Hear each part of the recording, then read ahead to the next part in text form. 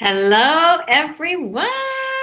Hello there. How's everybody doing today? Let me shut some lights today. I think we need to turn lights on. There we go. Oh, yeah, maybe that's better. Isn't it better? There we go. How's everyone doing? It's actually nighttime here. It's 8 o'clock at night. Yes. In Portugal, and we're not as lively as we were yesterday. So a little bit. We stumble in some in a very interesting story. Yeah. Just trying to see if people are on here. That's so wonderful. Hello, everybody. So we're streaming in YouTube and LinkedIn and Facebook. So I'm so happy you're joining us today. I'd love you to save some of your questions that you're going to have after. We're going to do a little bit different than we did yesterday, but those that missed our live yesterday, we're going to recap some of the stuff and some new questions and some new things that you might have going on. So we're hurting a little bit today because last night we found this really wonderful tapa restaurant that we went to. Really, really interesting. I mean, we were really wanting to experience a traditional Portuguese restaurant, and someone just told us, "Oh, there is this great restaurant, and it does tapas." But interesting type of tapas. It's father, son, and mother. The mother and son are in a kitchen, and he's a trained chef. He worked quite a bit, and he traveled all over the world too, right? It did. Yeah. But the interesting part was the tapas was the traditional, and the way he explained it, the old traditional recipe from his mother, and some of his modern technique on a tapas setting, and it was really good. So we ended up. It was probably one of our better meals that we've had so far here in Portugal, except for cooking at home, which has been really good. And it's always the best when you make something. Wow. But it came out on a wooden platter, and we actually asked for him to create and showcase some of the stuff. The cod was unbelievable. Yeah, it was his mother's traditional recipe. Unbelievable. Everything was really well done, very well executed. We had one of our favorite soup is called the caldo verde, which is basically a potato and kale soup with the chorizo, and that was really well done, because even caldo verde can be not necessarily the best if you don't go to the right places, but this was just phenomenal. The whole experience was really, really good. I did put a quick video in our YouTube shorts on it. I will do a post and share some of the details of the restaurant, because I can't think of what it was called right now. Tapas, and it was a bit. Yeah, I'll share it later. So if anyone happens to come out this way, they can go and visit, because it was really quite delicious. And actually, it was one of the places, believe it or not, we usually like to find those hidden gems, because we find that what's on TripAdvisor normally is not always the best. Yeah. We were at a restaurant that had top review on TripAdvisor. We didn't find out until afterwards, because we really don't go to TripAdvisor. We ask locals. We get feedback from other people to find out where those hidden gems are. And we found out afterwards that this place in Lisbon was one of the top restaurants, and it was not good at all. So I don't know how it got that rating. Where they bribe people to say positive reviews, I have no idea. But last night was. And then the reason why we're hurting is you guys will love this story for us Canadians. But this is about when you travel and you experience adventure and you live in the moment. Please go ahead. So we were eating, and I could hear someone speaking English, and I could tell they didn't have a British accent or an American accent. So I said, Dario, I think they're Canadian. And of course, if nobody knows Anita, let me tell you something. She'll talk to anyone. If I go to the bathroom, I come back, she'll start a conversation with someone. But the way it was setting, we were on a patio, kind of a covered patio, and there were like 4 tables at that time, right? Mm-hmm. So I asked, and I've talked to everyone. I've done that even as a child. I was told this by my mother to stop, but I guess, you know what? Years later, I'm still doing it. so I asked them, and sure enough, they said, yeah, they're from Vancouver, super wonderful couple. Yeah. And as they do it, another couple turn around, and they're from Montreal or from Quebec, near Saint Jerome, no, Saint Mont Tremblant kind of area. Yeah. And so they start talking with us, and next thing we're all these Canadians talking together in the group. We took over the restaurant. We took over the restaurant, and then we ended up going out for some drinks on the Strip, which this area is really known as a real party place too, which we haven't really seen because we hadn't. We're not huge partiers that way. But so last night was a different story. So I haven't say that. Obviously, we are not used to it. And today was a very, very slow day, but we still made the best. We did our hike. We did My our hips were hurting a bit from the dancing, but it was fun. It was a fun. But the story is improvising. You know, you go to a place, you have no expectation. You go in, next thing you know, you meet someone, and you have a fantastic time. So, where's my list here? And I think, aside from the great meal we had, we actually made some incredible friends. Then we'll see when we get back home, or and whenever lots of stories to tell. Great story. Yeah.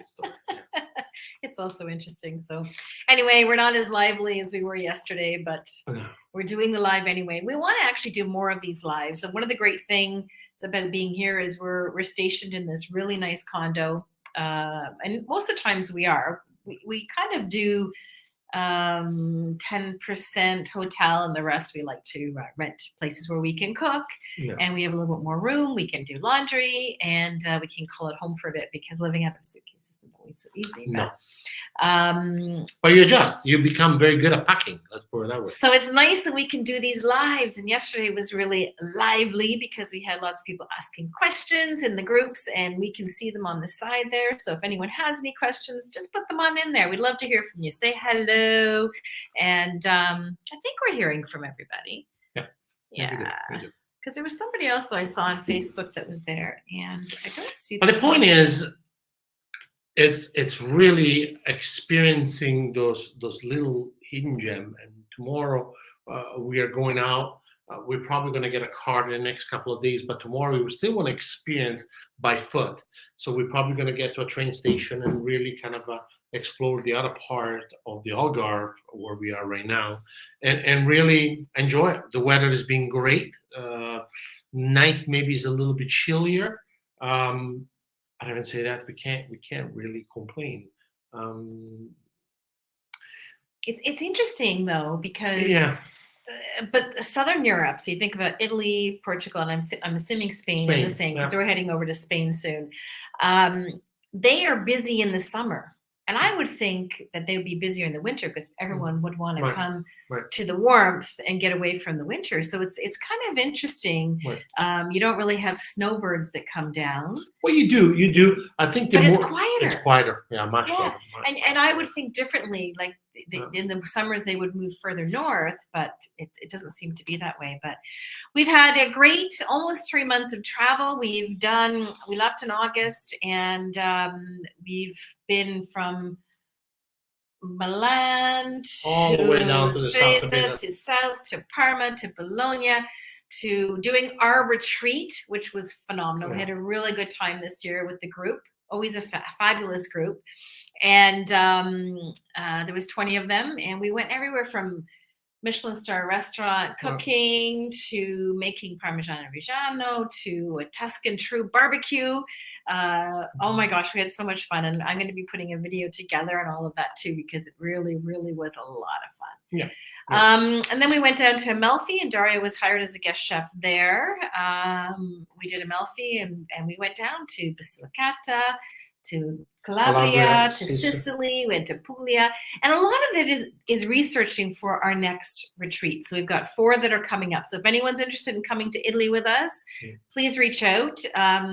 We mentioned this yesterday, and we're getting a lot of requests, so we might actually have to add some more, but I'm not sure if we have the time to do it. We have 4 retreats that are selling out to Sicily, to Puglia, to Tuscany, and to Amalfi.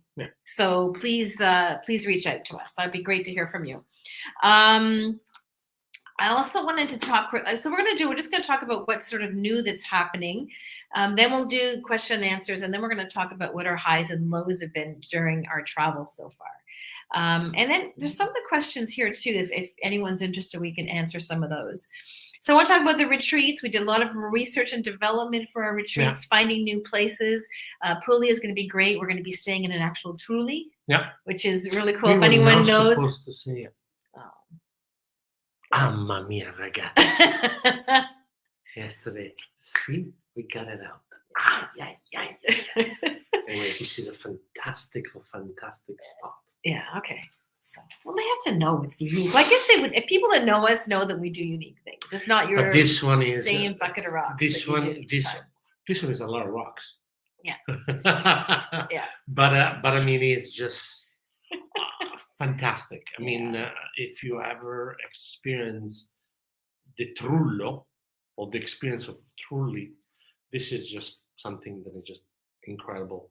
There are two of them in the middle of nowhere, but close enough to the town, and it's quite special. We stayed there for 2 or 3 days to kind of check the places and all that, and we were just a lot of great trips that we'll be doing from there as well. So it's going to be really experiential. Yeah.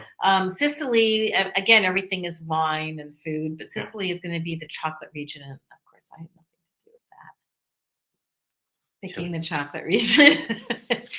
Anyway, it's going to be an interesting one for that. And Tuscany is somewhat similar to what we've done already, and that's always a tried, true, and successful retreat. Everyone loves that, and we're going to be doing the Amalfi as well. Mind you, we don't have as much space in Amalfi, and I'm not sure we should even be mentioning some of them because depending on what's happening. But anyway, reach out if you're interested. We'd love to have you guys join us. The other thing we want to talk about was we have done a documentary. And it's living the Mediterranean lifestyle in Niagara on the lake. And love for you guys to see it. We just released it, I think it was yesterday. We got it the week before that, and we're so excited about it. It was professionally done, and it's promoting Niagara on the lake, food, travel, some great hidden gems that are available there, and it's a really exciting one. We've got a few others that we have on our plate that are going to be coming out, so be sharing that with you as well. I'll put the link to the documentary in there as well. But the idea is really, it's again going back to the story of living the Mediterranean lifestyle from anywhere. Niagara on the lake, which is known in the Mediterranean. But if you watch the documentary, the main character of this documentary are really living it through and through and through the Mediterranean lifestyle, or the 8 principles that we are talking about to our living the Mediterranean lifestyle and what it means. So the greatest thing, when we start in our homeland where we're based on in Canada, and then we just move to different parts, you really realize that the Mediterranean lifestyle is livable anywhere you want. You follow those 8 steps, those 8 important fundamental steps. I mean, we're very happy. I mean, I think the best thing about, this documentary, and I'm talking for myself, but I think you probably agree with that. We were ourselves. There was not editing, cutting. Well, obviously there's always editing, but it just came out very naturally because it's something that both me and Anita care bottom of our heart about this. And it's funny because the producer at the end said, "My goodness, it just felt like you guys been doing this for all your life." And the people we were interviewing and the places that they were really, really good. You'll really enjoy seeing it because if you're going to go there for a weekend or visit to Niagara, you're going to love to join and see some of these places because they are unique. But the most important thing is really to understand, that we, Anita called mindset change, because you really change because you are in North America, far, far, far from the Mediterranean Sea, but you can still live all those principles very clearly, very easily, if you really stop and access. So we were very pleased with the documentary. We felt it was quite successful. We are working right now on others in different parts. So it's something I think is a proud moment, I would Yeah. say, because we work both very hard to really make sure that we stay true to our message. Um, and again, it was just so natural. Then I don't think you need it. Yeah. Anything else, right? It's funny because a lot of people, when we say we work hard, a lot of people, they think we've retired. And we have not retired. We No. work really hard at what we do, and I'm seeing a group of clients every week, consulting my business clients while we're traveling, which is interesting to be able to balance it, and it's working. It's working out great. It really is. I think what you had it all set. Dario, even though he's on a sabbatical, I still, my students, and I'm still involved with the program. And actually, this one a really exciting time. George Brown, what I am right now, and with the post diploma program, the students we are recruiting, the quality of standards we are changing. It's really quite of an exciting time, personally for our business, and for the development of our personal business that we have, and sometimes are the motivations. We were talking yesterday some of the motivation about this trip. For me personally, was going back and see some of the alumni students that I had brought to Italy succeeding to the next level. So these are the great story. We always sometimes get consumed of our own personal story when we should celebrate the success of somebody else that's very close to us and be proud of it. And that to me was just a highlight, and people we meet, and things that we do, and continue doing.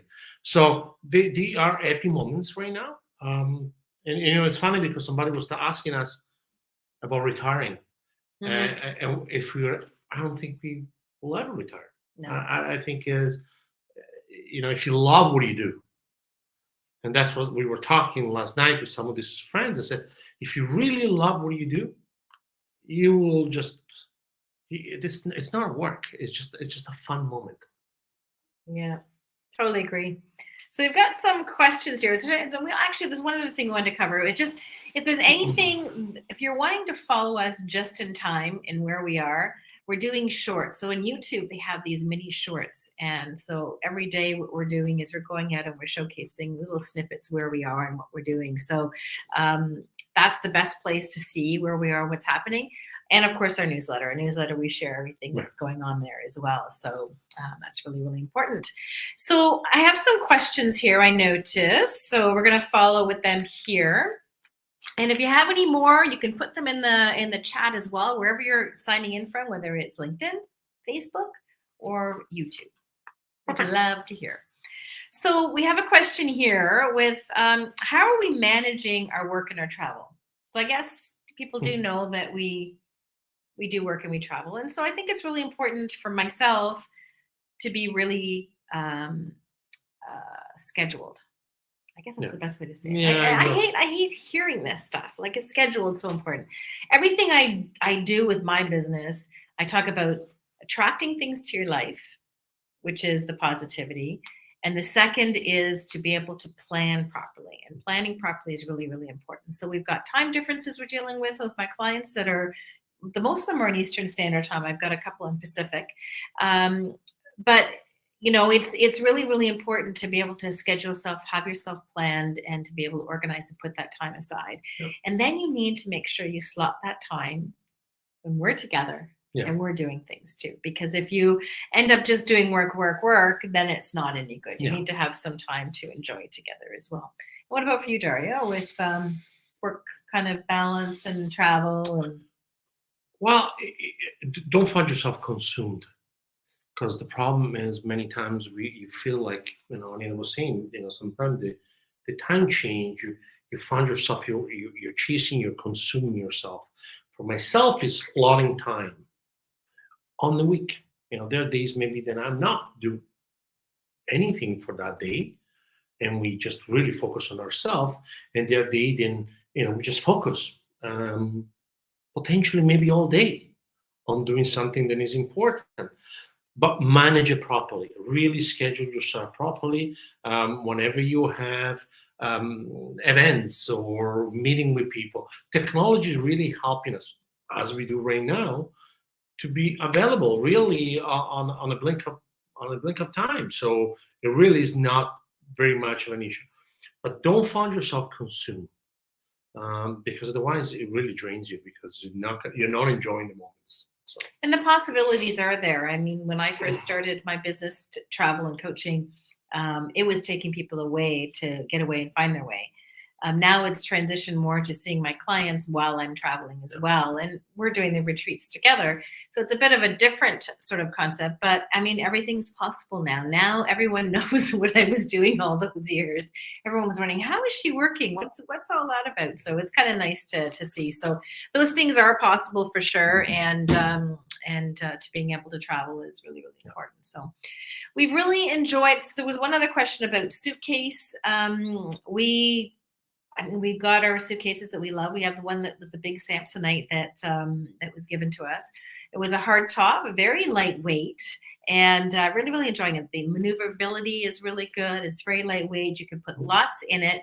The only thing I'm still getting used to is that it has to open and lie flat. So you have to have that space to be able to do that. So I'm maneuvering around how to do it, knowing what to put in what place, because if you open one that's not closed properly, it just has everything go everywhere, and you have to lie down and have that space. So, but I'm loving it. I'm loving it, and we love our carry-ons, which is the best of the best. They turn into backpacks, so we're able to put our big luggage away, be able to have our smaller luggage for some trips that we do, which is very flexible.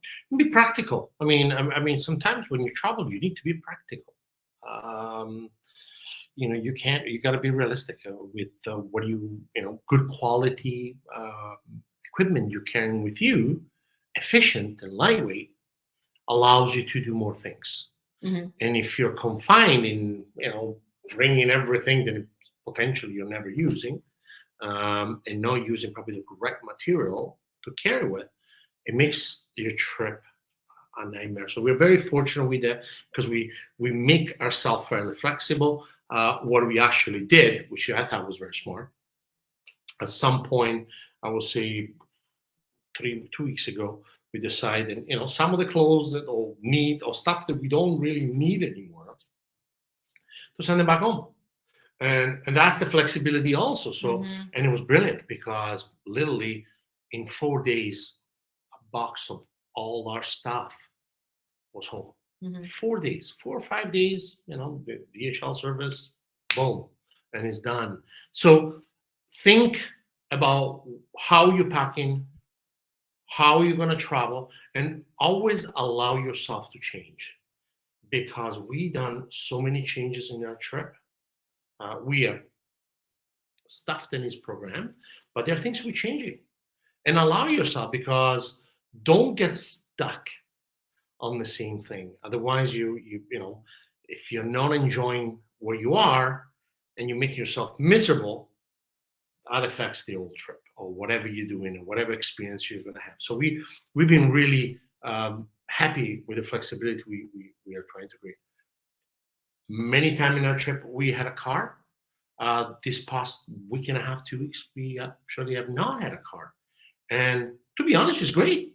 We are walking a lot, 15, 20 kilometers a day, which is great. Living the Mediterranean lifestyle. Today we went to grocery store, and what we did, a knapsack, and off we go. We do it. Yeah. We do it at home. In Canada in the winter, sometimes people think we're crazy, but you go shopping with a purpose. So you get some exercise, and you have your knapsack. You get what you need. You don't bulk yourself up, because this is the problem most of the time. Then we bulk ourselves up, and we are wasting product. This is not what we purchased today is what we're going to need for next week until we're going to go to the next place. And we really try to plan what we're going to purchase depending on what our mode of transportation is going to be. Because of course, when we fly, we have to limit our liquids, and we have to be able to pack properly. When we drive, we can stock up the car and stay more in places that have kitchens, which are really, really important, because we really have been doing planes, trains, and automobiles. We have done all of the above. And motorcycle. Yeah. in Rome. He almost killed me. Another question that came up was the cell phone. So yeah, we have been switching for the last, I don't know how many years, to an Italian SIM card, which has been heaven, because really for €9 a month, we get 70 gigs of data. Now we end up having an Italian number during that time, but there is a new service out there that you can do it digitally. Yeah. And I will be putting the link and putting a blog about that as well, because you don't have to actually change your SIM card. Yeah. Even though most have dual SIM cards now, you can just be able to do it electronically. And a lot of people have been using that while they've been traveling as well, which is really important. And to be honest, it's super simple. I mean, with the eSIM, they call it right now. So basically, you have an electronic SIM from your European number than we have, and potential with your home, US, Canadian, or wherever you are, you can actually flip and flop whatever you want. But for €9, we're paying €9 each a month, and it's unlimited. I mean, we have more data than what to do with ourselves, really. But it's efficient. But it's really efficient because, when we travel, for example, we have a car and we need GPS, or we need whatever, we never worry about, oh my God, we're going to be over our data. That's what we do. The other thing we noticed that most of the people in Europe really don't necessarily use text messages or SMS. They do mainly WhatsApp, which is one of the tools they use more, and realistically is another efficient tool to use. But that was another great thing we did. That's because their data is so high, like 70 gigs for us is almost impossible at home. And so because of that, they were able to use it, where text is a different service. And to do any kind of a text from here, it's very, very expensive. So being able to put in another SIM card like we had, or be able to do the eSIM, and I will do a blog to write about that one. We've also been looking at some places possibly to purchase down here and what options those would be. So when we're going to be traveling from this spot, we're going to go to the south of France, and then we're going to be heading to the UK, to London for a bit, and then we're going home for Christmas, and then be sharing the rest of our stories that will be happening. But most of our stuff is over at YouTube, and I'm just trying to think. I think there was no other questions that sort of came out. We only wanted to keep this at 30 minutes now, and we're 3 minutes to 30 minutes. So, the pros and cons to our traveling. You go first. Or you want me to go first? Well, the pros. Let's start with the pros. And the pros is really thinking on your feet. Number one, learning a ton. Allow yourself to be aware of the situation you're in. I found that we learn so much about each other. We learn so much about where we are. And we also learn how to adapt in very uncomfortable situations. Because most of the time, we go to Italy, I do speak Italian, and it's easy for me to communicate on things like that. But right now, I'm actually in a country, then I do not understand the language. They do speak English a little bit. So I really understand many times when Anita is in situation in Italy. She understands, but the communication sometimes it's a problem.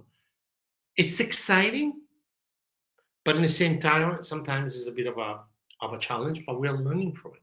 Yeah. And the cons. I think for me, the most important thing, and we're being fortunate these 2 weeks to have a home base. To me, try to find a place that you can put your roots down for 2 or 3 weeks, and then move around. That is a big thing, and we've been able to do a little bit, but in situation we were not forced to, but we wanted to do so much other things, and we had to do some things for our business, so we didn't have as much of a home base. Yeah. For a lot of what Dario said is similar to for myself as well. Get a way to find your way. Those are my programs before. It just explains it all. You decide you get out of your comfort zone and you explore new cultures, new ways of things that people are doing, and new foods, which is phenomenal. But there can be a little bit of a bad side to this, because if you don't find those hidden gems, if you end up in the touristy places, the traps that are there, it can be difficult sometimes. And so that's why I love to find those hidden gems. Yeah. But if we get into a situation where we're not able to, when we get stuck in those places that maybe the food's not as good or the people aren't quite as nice, and we have some of that, you know, and I think areas, they get tired of all the travelers and tourists that have been out there. So, you know, that ends up happening. But so pros, I mean, I love to travel. I mean, I've traveled to Europe as a kid, once a year, twice a year, with my family. And I, of course, went to school for the travel business and had my travel agency. So travel is my life. It's in my blood. I love it. I get excited. So it's a big plus. But for this length of time, yeah, it's just wonderful. You get to meet people. I get to hang out with this guy more often. I mean, come on, things can't get any better. And there is adjustment on that too, right? there is adjustment on that, because sometimes you know you're kind of sluggish, and you need always one person to bring the other person up, because it is train, plane, and automobiles. I mean, we done things sometimes that we never done. You know, we decide, for example, from Lisbon to not take a train or anything else, to actually take a bus, and it was fantastic. One of the best experience, because it was a 3-hour bus ride, I think, was it? It was so comfortable. It was super comfortable. We had Wi-Fi. It was a lot less expensive than anywhere else. Yeah. So there's so many options and ways and different things in different countries. And, you know, that's why if there's any questions, if anyone wants to send them afterwards, please do, that we can answer anything we can for you. That would be wonderful. So back to the pros and cons. I don't remember what else I was going to say now. No. Oh, okay. Anyway, I'll put some of the answers in the comments as well. Some of the food adjustments sometimes could be a troubling factor. Yeah, well, I talked about that part already. So anyway, yeah, I think that's it. If there's any questions or anything that anybody has, love to hear from you. And yeah, we've got actually a meeting in a few minutes, believe it or not. That's what happens to the time difference. And you see it's Sunday, so it really doesn't matter. You know, Sundays could be Monday, Sunday. So you really make your own days.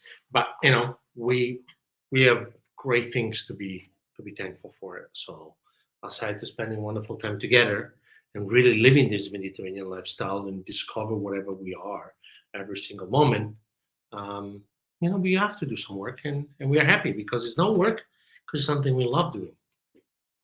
Anyway, we're going to say ciao for now, and we're going to hopefully plan to do a live once a week.